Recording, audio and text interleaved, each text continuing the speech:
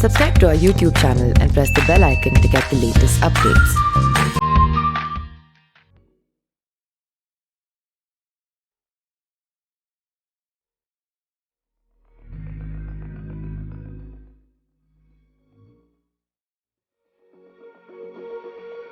नमस्कार, आप सभी का एस्ट्रोलॉग चैनल पर स्वागत है।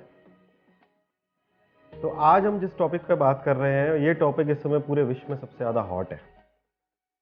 पूरे वर्ल्ड को जिसने हिला के रख रखा है वो है कोरोना वायरस। और धीरे धीरे आप देखोगे तो ये करीबन 150 कंट्रीज में ये वायरस फैल चुका है। ये वायरस ना केवल हमें बीमारी दे रहा है बल्कि एक बहुत बड़ा इकोनॉमिक सेटबैक भी दे रहा है। पूरे वर्ल्ड के अंदर जो बिगेस्ट इकोनॉमीज हैं, चाहे वो यूरोपियन इकोनॉमी हो, चाइनीज इकोनॉमी हो, अमेरिकन इकोनॉमी हो, और अब भारत की इकोनॉमी पर भी इसका असर पड़ रहा है। पूरे वर्ल्ड के अंदर आज जब मैं ये वीडियो शूट कर रहा हूं तो करीबन 1,70,000 लोग इससे पीड़ित हो चुके हैं और अभी तक इसका कोई भी इलाज या फिर कोई दवा या कोई वैक्सीनेशन कुछ भी अभी तक तो इजाद नहीं हुआ है। अभी तक तो इसको खोजा नहीं गया। तो आज हम ये देखेंगे कि एस्ट्रोलॉजिकल पॉइंट ऑफ व्यू से इसका क्या इंटरप्रिटेशन है, हम क्या समझ सकते हैं एस्ट्रोलॉजिकली इसको देखकर, और हमें इससे कब तक राहत मिल सकती है। जो मेरा एस्टिमेशन है वो मैं आपको बताऊंगा। तो इस चीज की जो शुरुआत हुई वो हुई करीबन दिसंबर में, जबकि ग्रहण पड़ा था।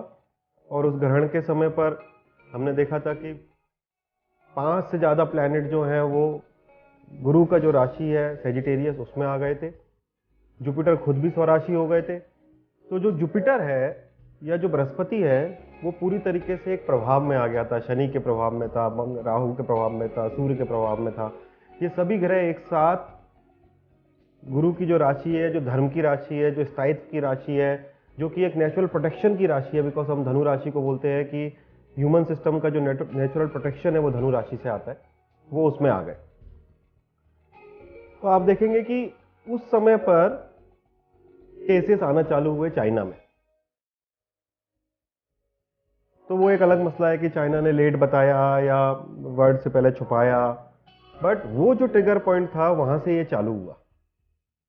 ना ज्योतिष के अंदर जुपिटर या बृहस्पति को हम जीव कारक कहते हैं, यानी कि हमारे अंदर जो जीव है उसको रिप्रेजेंट करता है बृहस्पति, और केतु को हम बोलते हैं कि वो कीटाणु है।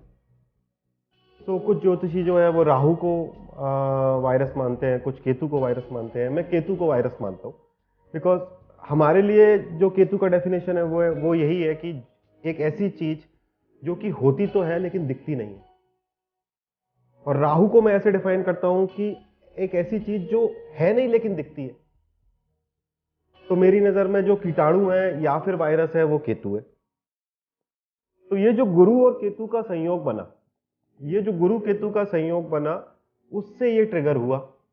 साथ में आज से करीबन 40 दिन पहले मंगल महाराज उसके साथ आ गए। अब जब मंगल और केतु एक साथ मिलते हैं तो इस योग को हम कहते हैं पिशाच योग, और लूज भाषा में हम उसको बोलते हैं कि एक विस्फोटक योग है। शनि भी ऑलरेडी वहां पर थे। तो मंगल केतु गुरु के बीच में जुपिटर जो उस घर का लॉर्ड था उस पर प्रभाव पड़ता चला गया। राहु का एस्पेक्ट भी था, ऑब्वियसली जब गुरु केतु के साथ में होंगे तो राहु का एस्पेक्ट भी आएगा। और ये जो गुरु केतु मंगल का कॉम्बिनेशन बना, उससे ये चीज इतनी ज्यादा फैल गई। आप पूरा हिस्ट्री उठा लो, जब भी गुरु और केतु का कॉम्बिनेशन बनेगा कुछ ना कुछ अनर्थ जरूर होता है। और अगर गुरु का खुद का घर भी इससे पूरी तरह से पीड़ित हो जाए तो बेसिकली कोई और प्रोटेक्शन बचता नहीं। अब आज की स्थिति ऐसी है कि इस राशि धनु राशि में गुरु है, केतु है, मंगल है, राहु का दृष्टि है, शनि मूव कर गए हैं, शनि मकर राशि में चले गए हैं, सूर्य जो है वो मीन राशि में है। तो गुरु से एक घर आगे शनि चला गए, जो कि एक कर्तरी तो बना ही रहा है गुरु के ऊपर। अब करीबन 6 दिन बाद 22 तारीख को मंगल महाराज यहां से मूव कर जाएंगे। तो मंगल जब यहां से मूव कर जाएंगे तो शनि को ज्वाइन कर लेंगे। बट ये जो लोग मरना चालू हुए वो किस कारण से चालू हुए? जो गुरु केतु के कॉम्बिनेशन में मंगल ने जब ज्वाइन कर लिया तो लोग मरना चालू हुए, बिकॉज मंगल का काम है बेसिकली मारना। मंगल के पास अलग अलग तरीके हैं मारने के, कभी वो युद्ध करा के मार देते हैं, कभी महामारी करा के मार देंगे। उसका सिंपल सा लॉजिक है, क्योंकि मंगल को हम ज्योतिष में भूमिपुत्र कहते हैं, यानी कि ये जो पृथ्वी जिस पे हम रह रहे हैं वो मंगल का घर है। अब आपके घर में करोड़ों अरबों लोग रहने लगे हैं, कुछ अपना अपना काम करने लगे हैं, तो आपको तो क्रोध आएगा ही। इसीलिए मंगल क्रोधित रहते हैं और हमेशा कुछ ना कुछ इस तरीके से प्लान करते हैं कि लोग मरें। तो हालांकि जब ये मंगल यहाँ से 21-22 तारीख को मूव कर जाएंगे तो गुरु और केतु अकेले रह जाएंगे।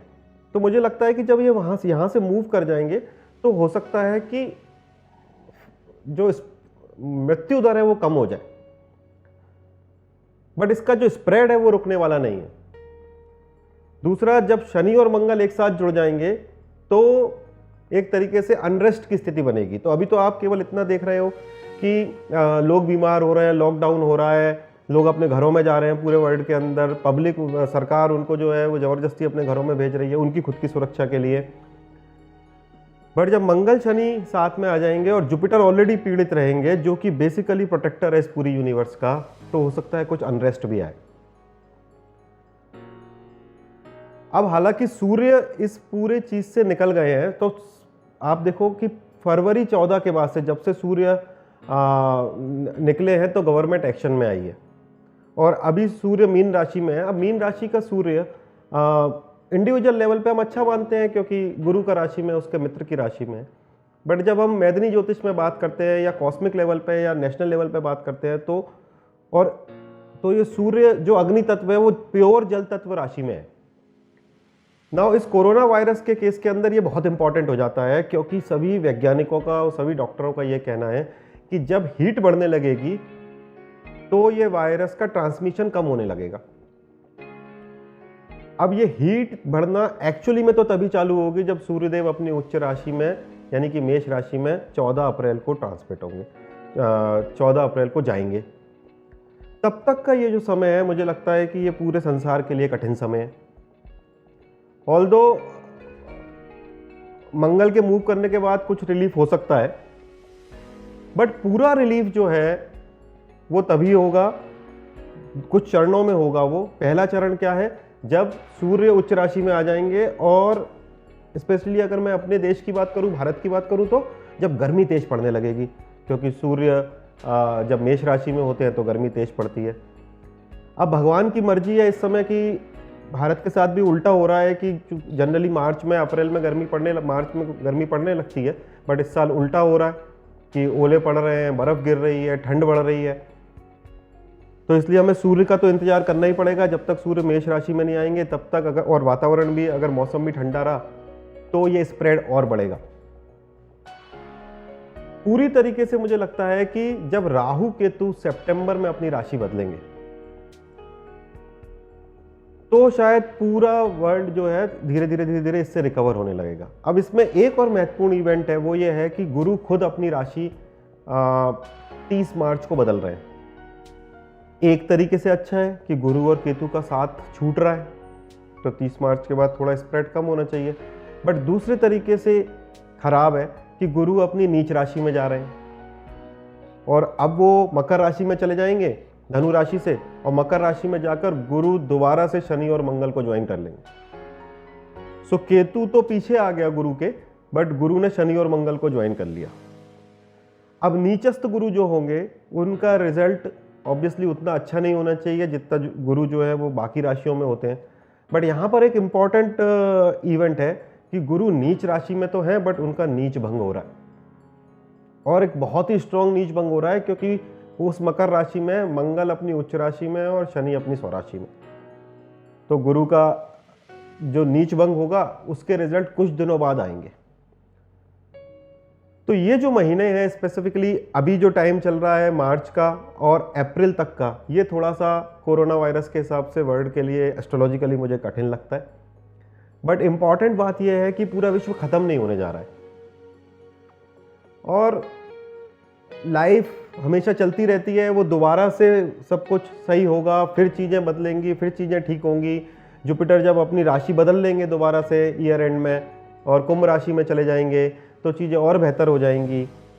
दूसरा, इकोनॉमी के हिसाब से अगर मैं बात करूं तो आप देखिए, जब भी गुरु धनु राशि में जाएंगे तो बाजार में मद्दा आता है।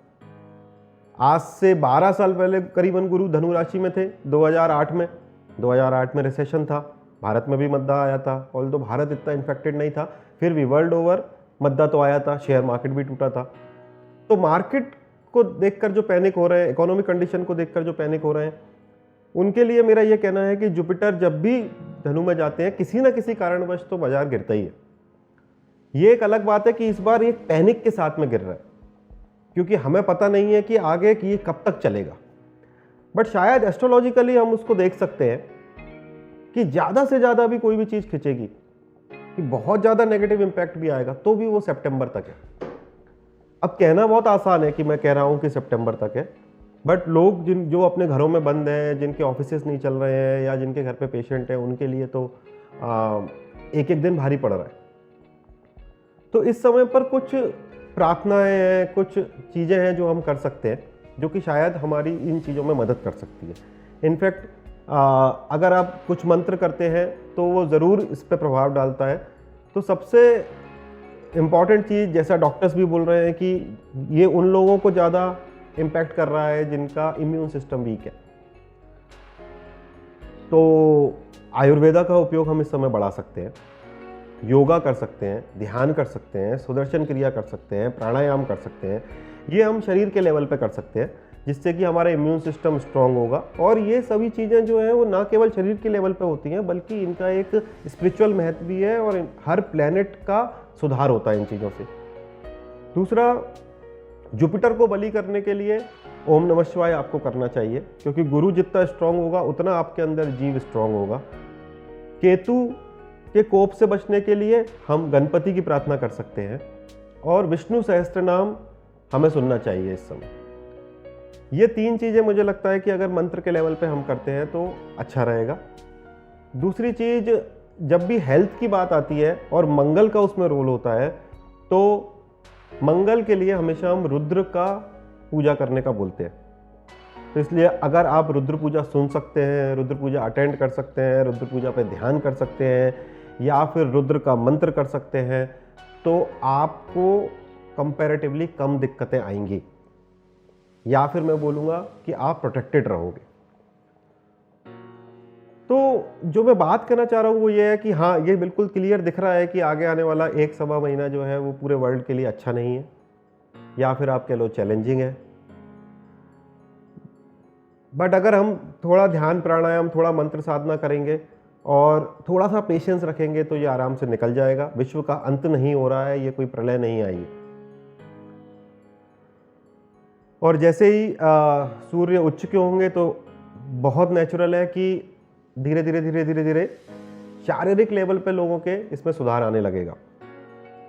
इकोनॉमिक लेवल पे और जो फाइनेंशियल लॉसेस हो रहे हैं लोगों को, ऑब्वियसली वो तो जितना गहरा घाव होगा उतनी देर में भरेगा, इसीलिए उसमें धीरे धीरे बदलाव आएगा। बट शारीरिक लेवल पे सुधार आने की संभावना है। तो ये मेरे विचार थे कोरोना वायरस के विषय में। अगर आपको पसंद आता है तो आप लाइक कीजिए, शेयर कीजिए, बट घबराइए नहीं। घबराने की बिल्कुल आवश्यकता नहीं है। और भारत में तो वैसे भी आध्यात्मिक शक्ति इतनी है कि हमारे ऋषि मुनियों ने इस भूमि पर इतना तप किया है, और आज भी जितने आध्यात्मिक गुरु हैं वो अपने लेवल पे कुछ ना कुछ विश्व शांति के लिए करते ही रहते हैं, और कर ही रहे हैं इस टफ टाइम में। और ये एक ऐसा देश है जहाँ पर करोड़ों लोग ध्यान करते हैं, मंत्र साधना करते हैं, जप करते हैं। मुझे लगता है कि ये भी एक कारण है कि इतनी डेंस पॉपुलेशन होने के बावजूद भी हम अभी तक तो लोएस्ट लेवल पर है पेशेंट के काउंट्स में। तो मैं आशा करता हूँ, भगवान से यही प्रार्थना करता हूँ कि आगे भी यही रहेगा और हमारे यहाँ पर ये नहीं फैलेगा। और सभी लोग जो इस वीडियो को देख रहे हैं वो भी अपना कंट्रीब्यूशन कर सकते हैं, थोड़ा सा ध्यान करके, थोड़ा मंत्र करके, हवन करके, यज्ञ करके, सो दैट एनर्जी पॉजिटिव बने। तो ये मेरे विचार थे। आगे भी हम कुछ और वीडियोस लेकर आएंगे जो करंट टॉपिक्स पे होंगे या ज्योतिष के विषयों पर, तो हमारे चैनल पे वीडियो डलते ही रहते हैं। तो आप ज़रूर देखिए और पसंद कीजिए एस्ट्रोलोक चैनल।